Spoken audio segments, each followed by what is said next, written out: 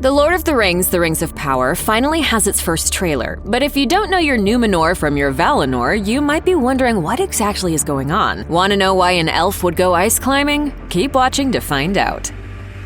The island nation of Númenor is a pretty big deal during the Second Age, the era of Middle-earth history that The Rings of Power will primarily be covering. It's a powerhouse nation of men that functions as one of the premier political powers during the era of Sauron's first return. Its kings are descended from Elrond's twin brother, Elros, a royal lineage that ultimately gives Aragorn his claim to the throne of Gondor. The rumor has reached him. The heir of Númenor still lives. Sauron fears you, Aragorn. That said, very little of the show's Númenor has been revealed. Until now, that is. In the opening shot of The Rings of Power, a ship can be seen sailing into a splendid port that might remind you of the architecture of Gondor. There is a massive statue to the left side of the frame, recalling the Argonath from The Lord of the Rings, which was also built by the Númenorians at a much later date. Additionally, there's a single mighty mountain in the distant background. This scene is almost certainly the Númenorian harbor of Romana. It isn't the capital of the nation, but it's still a critical location in the story. This is the primary stronghold of the Faithful, a group of men who play a key role in the history of Númenor and the foundation of Gondor. For one thing, it's the home of Isildur, the man who eventually cuts the One Ring from Sauron's hand. If this really is Romana, then the mountain in the background would be the Meneltarma, the holy mountain that stood at the center of the star-shaped island of Númenor. While we've known for a while that Númenor will play a central role in the show, seeing the first glimpse of the majestic sea nation is sure to send a thrill up any fan's spine. When Amazon Prime released its first image from The Rings of Power way back in August 2021, it came as a shock to many diehard fans. The jaw-dropping picture shows the two trees of Valinor, monuments of ancient wonder that ceased to exist long before the Second Age. This left many people wondering when in Middle-earth history this show is supposed to take place. While we know that the central plot will follow a condensed Second Age timeline, it's entirely possible that the show could go back even further.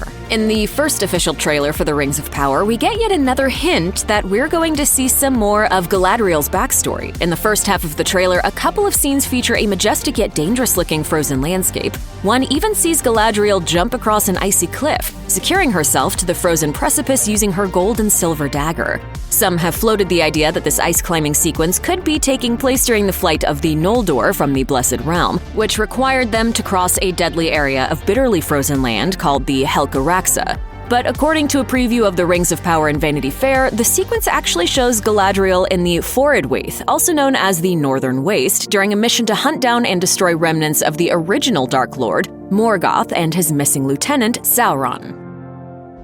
Wandering, traveling, and generally moving from one place to the next is a big theme in both The Hobbit and The Lord of the Rings. One of the finest moments in Tolkien's works appears in a poem about Strider in the Fellowship of the Ring, which features the iconic line, "Not all those who wander are lost." It appears that Amazon Studios has embraced this concept on every level. In the trailer for The Rings of Power, for example, you might have spotted a pair of strange men carrying massive antlers. Fans were alerted to these characters in Vanity Fair's recent behind-the-scenes report as nomadic hunters wandering the fields of Middle-earth. You'll also have heard a youngster talking about the many wonders of the wider world. Further in, we see glimpses of what very well could be lots of far-flung areas of the map, many of which are completely new to fans of the cinematic adaptations of J.R.R. Tolkien's works. These include the Elven Kingdom of Lindon, as well as a quick shot of a chained man attacking what looks like a structure from the Southlands. If ever there were any doubt that the Amazon series will take audiences to every corner of Middle-earth, well, here's the proof.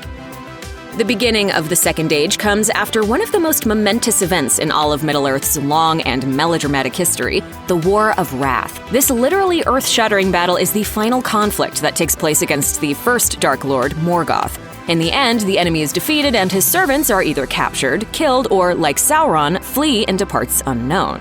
While the war itself is no doubt epic, the fallout from the event is straight-up apocalyptic. Once the fighting is over, an entire portion of the continent of Middle-earth sinks below the waves in a cataclysmic ending to the First Age. Beleriand, the region of Middle-earth in which most of the events of the First Age takes place, is drowned out over the course of a few years. This leads to a number of mass migrations, and while Tolkien doesn't go into a lot of detail, it's likely a stressful time for many of the peoples of Middle-earth. Halfway through the Rings of Power trailer, you can see a massive surge of water tossing a tiny raft around, carrying Galadriel and the original character Halbrand. While it'll be interesting to see where these characters end up during the narrative, it's hard not to wonder if this scene is a glimpse into some of the chaotic destruction that ushers in the show's second age setting.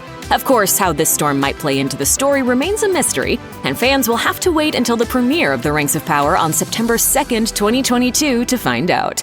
I think I'm quite ready for another adventure. Check out one of our newest videos right here. Plus, even more Looper videos about your favorite shows are coming soon. Subscribe to our YouTube channel and hit the bell so you don't miss a single one.